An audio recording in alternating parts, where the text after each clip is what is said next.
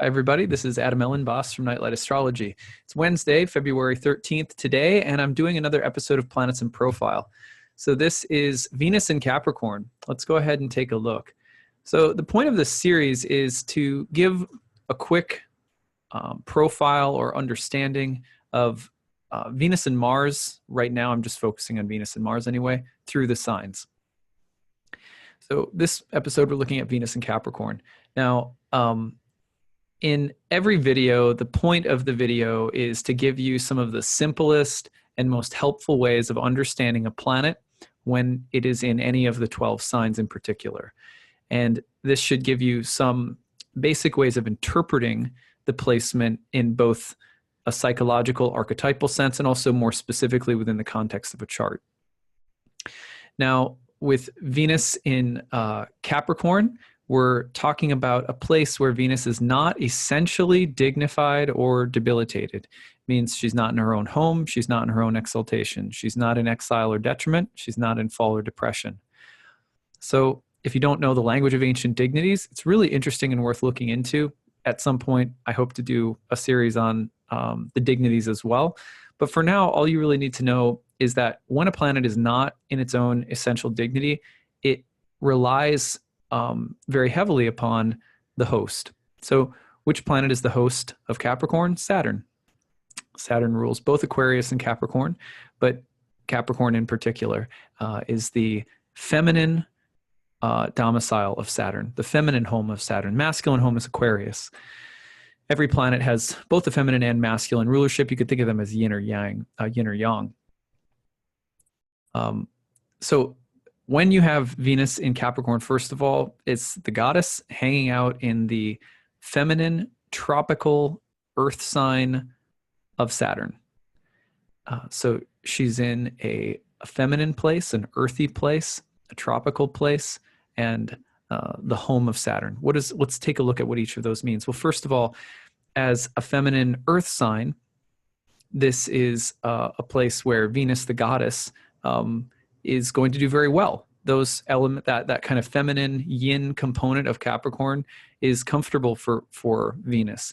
Venus likes the earthy qualities of all of the earth signs, does well in all of them. Virgo has a little bit of a tough time, but even with Venus in Virgo, you'll so frequently see people who are just masterful craftsmen, craftswomen, and often are just really good with the raw earthy materials of a craft or trade, like hairstylists, or I think in the Venus and Virgo video I mentioned a hairstylist friend of mine who's very famous, and he's Venus and Virgo. I've mentioned a interior designer that we hired to help build our yoga studio who is Venus and Virgo. Actually, she volunteered. And Martha Stewart, Venus and Virgo. So very crafty. And even though Venus and Virgo has some troubles in Virgo that are particular, all earth signs Venus usually gets along with on some certain level. Venus during the day is the triplicity ruler of all of the earth signs. So there's a natural elemental fit on some level, you could say, between Venus and the earth signs. The earth is sensual. The earth is naturally produces beautiful things and is very sensual. It engages all five of the senses. These are things that Venus is associated with: the harmony of the senses, pleasing and pleasing environments, and the topic of making things out of the raw materials that are beautiful or pleasant. All Venus-related things. Capricorn is feminine earth sign. Also, Capricorn is a tropical sign, which means tropical comes from the word tropos, which means to turn. So Capricorn is a sign that represents a turning point in the year, which is, fine. The planets, as far as I can tell, don't have any, major problems with the different modalities. There's some exceptions maybe, but what it's referring to is that Capricorn is a sign that often indicates a dramatic or distinct turning point, a pivotal moment in the season, the seasonal flow of the year, where a new season is starting. So it has an initiating quality that we often talk about. So you could say Capricorn has a kind of ambitious, initiating quality to the sign. It's also feminine and earthy, and it's also the domicile of Saturn. So Venus is going to express herself through all of those qualities. What you get from the combination of qualities, the best way to really start combining them and get a deeper understanding is to start with Saturn. Saturn is a planet that is, of course, related to winter, old age, death, decay. Saturn is related to the melancholic temperament, contemplatives, hermits, isolation, solitude. Saturn is related to wisdom and discipline and maturity and sobriety and respect and mastery. But Saturn is also related to restrictiveness and oppression and being cut off, isolated. It's related to walls and boundaries and the things that are on either side of the wall, and the relation is sort of implied by Capricorn or Saturn. I should say Saturn. So when Venus is in Saturn's sign, Saturn's feminine earth sign, sometimes you will see a love for things that are sturdy, a love for things that are sturdy, stable, earthy, and sensual. You'll see in the picture that I showed here is a wood carving of a woman in a tree. So it has a kind of feeling of something that's beautiful, but that's also very earthy, that requires craft and skill to build something like that, to make something like that out of the inside of a tree. It requires craft, it requires mastery, it requires skill, it requires patience, it requires a long time of focused work to make something like that. These are all Saturnine qualities, and Venus expressing herself through the lens of Saturn. There's boundaries, something's been carved, something's been shaped into a definite hard form, but it's beautiful, it's sensual, and it's made out of that which is organic and natural. So you'll find that these qualities often blend very nicely with Venus and Capricorn, that Venus and Capricorn can appreciate that which is dark and earthy, exotic and sensual, because Saturn is related to death, but also the kind of hard, cold reality of nature, the tooth and nail of nature, and the kind of frozen landscape of nature. Death is such a part of nature. We like to see nature in terms of, like dolphins swimming in a pod and rainbows and, and baby whales and things like that, which is fine. That's a part of nature too. But Saturn in Capricorn's nature is the wintry side of nature. It's not like Taurus. It's not like Cancer, feminine spring and summer signs. It has Capricorn. It has more of this feeling of the loneliness of the Arctic or the tundra. It has the feeling of the bold and jagged rocks on a cliff or a mountainside. It has the feeling of a tree gnarled and growing out the side of a cliff. Capricorn is more rugged, but also natural and also beautiful. And so sometimes what you'll find is a combination of this kind of love of that which is pagan, that which is outside the city walls, the outside of the well-kept, nicely ordered, pristine, airy spaces, like a Libran, the inside of a courthouse, very Libran, right? The inside of a monastery or cathedral has a clean kind of vibe to it. I guess some monasteries maybe are a little bit more Capricornian actually, but more Saturnine. But you get the idea. So Venus in Capricorn has this way of being in touch with things that are beautiful, but outside the city walls, out in the pagan countryside, so to speak. And she revels there. She loves it there. And so this is how she expresses herself, through the earthy, dark, wintry sign of Saturn. So she'll enjoy Saturnine things, earthy, and also tropical things, meaning she likes to initiate. Venus in Capricorn is a taskmaster, someone who appreciates a good labor, or may like to initiate things that are very ambitious and forward looking. Remember that in Capricorn, the sun starts to gradually, the days start to lengthen again, and the sun starts to move up in the sky toward the north from being so far into the south. So that rising up gradually from the darkness, Capricorn is very content with that. The growth of the seed below, deep below, in the cold of winter. So you have to always acknowledge with Venus in Capricorn a dark side. It's very, very important. And finding the sensuality of darkness, the patience, the passion. Remember, passion as a word means to endure, to suffer along with. And so to endure, to suffer, to bleed, to sacrifice as one moves toward a vision of beauty out of the raw organic material of life. This is something of Venus in Capricorn. And again, where are you getting that most basic consideration from?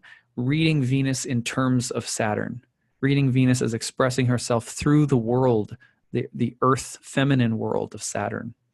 So in your chart, if you're ever trying to read Venus in Capricorn, you not only want to think about all of these things, but the placement of Saturn always matters a great deal. For example, if you have Venus in Capricorn, but in your birth chart, Saturn is in Sagittarius, right? Or Saturn is in, Gemini or something like that. Wherever Saturn is located in your chart, that's going to give you specific information about how the host provides raw material for Venus. So Venus naturally signifies love, relationships, beauty, harmony, cleanliness, the goddess, women. Wherever she's at in the chart, she's going to want to signify those things. But if she's in another house, you got to consider the house topics. If she's in the domicile of another planet, you have to consider not only that planet in terms of how she expresses herself, like we've just mentioned, but you also have to consider where is Saturn in the chart, because Saturn's going to provide for Venus as though Venus is his house guest. So let's say Saturn is in your 10th house. Whatever Venus signifies, she's going through the lens of Saturn, and she's going to, something about your work, let's say, or your career is going to feed into what Venus is trying to signify in her own position in the chart. So you always, always, always have to think about doing some blending work with whatever the host planet is providing your significator with. In this case, Venus in Capricorn, again, would be provided for by Saturn. Saturnine challenges that Venus in Capricorn can run into are, the kinds of difficulties that Venus in Capricorn can encounter in Capricorn have to do with Saturnine challenges. For example, let's look at some of the people on our list. So Frank Sinatra, right? A classic beauty. Do you know what I mean? He has that like an aged wine feeling to him, like the sort of the classic entertainer. There's something so aged and wise and mature and beautiful and timeless, and it has that feeling of kind of it's both. I say timeless. What I mean is it has that feeling of being like a classic. That's the golden age of Saturn that enshrines things that are so beautiful and grants their legacy some kind of immortality. So Frank Sinatra. However, what did Frank Sinatra say about Elvis? He condemned Elvis for being, too sexual. So Frank Sinatra condemned what he thought of as too sexual from Elvis. However, he praised, it was George Harrison from the Beatles, for Something in the Way She Moves, saying it was like one of the best love songs ever written. He had a way of, I'd only like what feels to me like it's mature, sober, serious, down to earth. Not a lot of tolerance sometimes for that which is more avant-garde or outside of the box. Sometimes within the walls, within what I think of as, and if there's anything that feels too frivolous or loose or whatever, then sometimes there's a problem. And this can lead to a kind of repression with Venus and Capricorn, being too tight about what one considers, beautiful.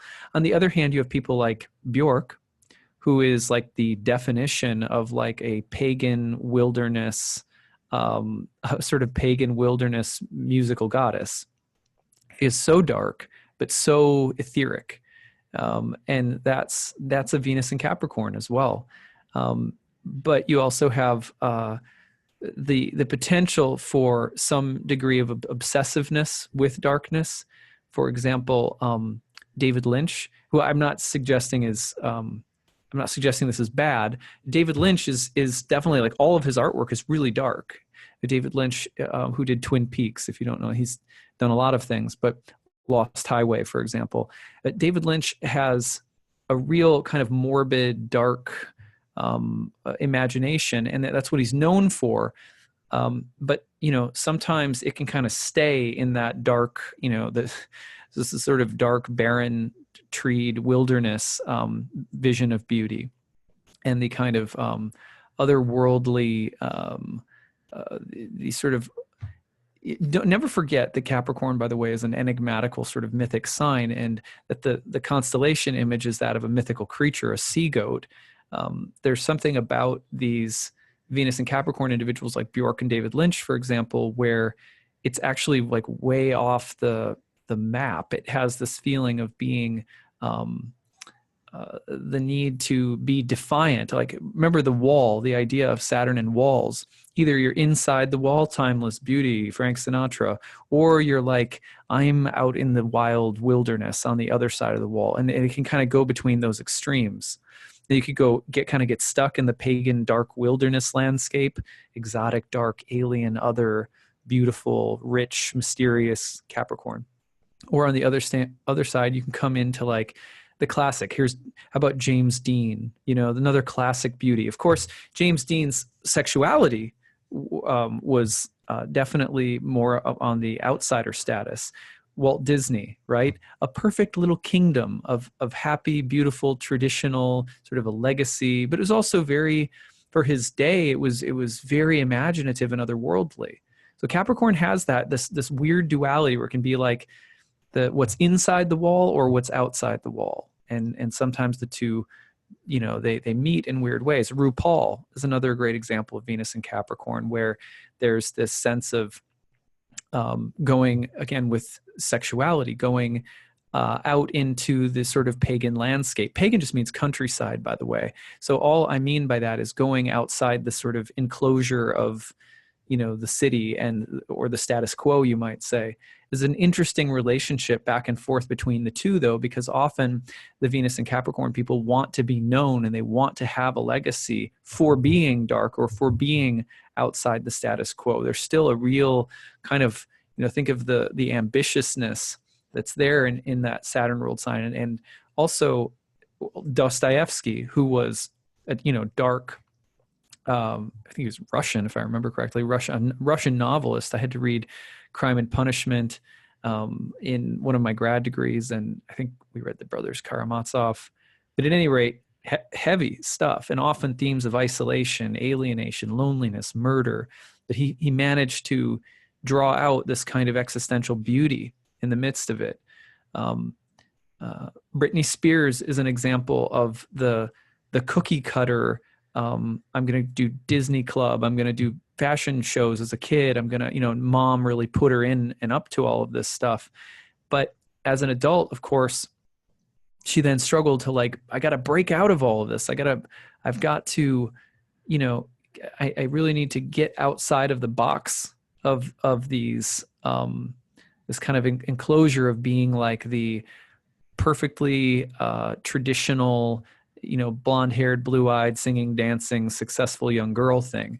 And that kind of drove her nuts, actually. And you remember when she had one of her mental nervous breakdowns, I believe she shaved her head. This is also very Venus and Capricorn.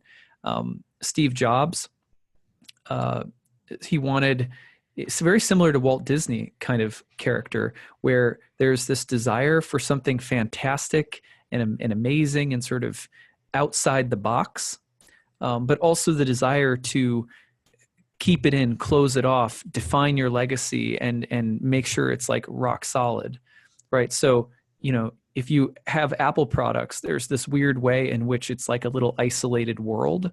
And that's very much like Walt Disney. It's like, here's my little empire, and the empire is full of my magic and my fantasy, but it's my little closed off world. That's Venus and Capricorn as well. So these are just some different things to think about, where you can go to the extremes on either side with Saturn, with Venus in a Saturn ruled sign, where Saturn can be either side of the wall that keeps one in or that blocks one out, the need to go outside the wall, the desire still to make things structured and solid and sort of exalted, and a lot of pride around status and things like that. So I hope that you've enjoyed this. That's where I'll leave it. And we will be getting together for Venus in Aquarius next. And that should be really interesting, because it'll be a very, you'll see a contrast in some ways and some similarities with Venus in the masculine domicile of Saturn. Okay, everyone, thanks for listening and take care.